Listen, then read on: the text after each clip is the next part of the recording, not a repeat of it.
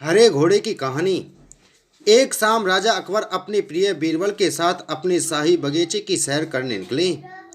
वह बगीचा बहुत ही शानदार था।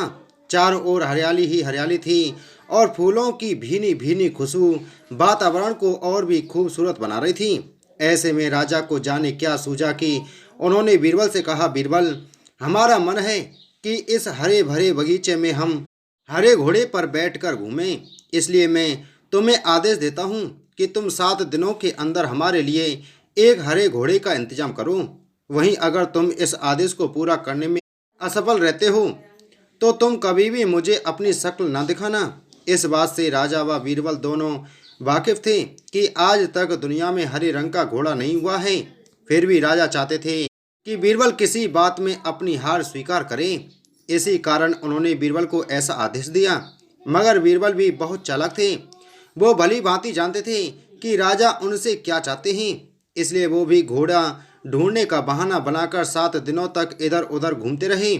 8वें दिन बीरबल दरबार में राजा के सामने पहुंचे और बोले, महाराज, आपकी आज्ञा के अनुसार मैंने आपके लिए हरे घोड़े का इंतजाम कर लिया है, मगर उसके मालिक की 2 शर्तें हैं।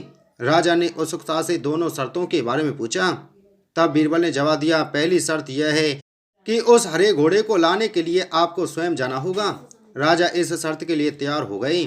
फिर उन्होंने दूसरी शर्त के बारे में पूछा।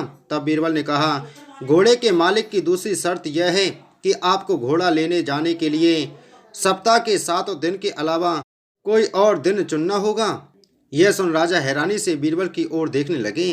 तब बीरबल ने बड़ी सहजता से जवाब दिया, महाराज, घोड़े का मालिक कहता है कि हरे रंग के खास घोड़े को लाने के लिए उसकी यह खास शर्तें तो माननी ही होंगी।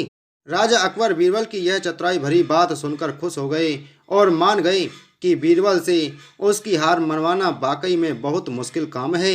दोस्तों, यह कहानी हमें सिखाती है कि सही सूझबूझ और समझदारी के साथ नामुमकिन लगने वाले काम को भी आसानी से किया जा सकता है।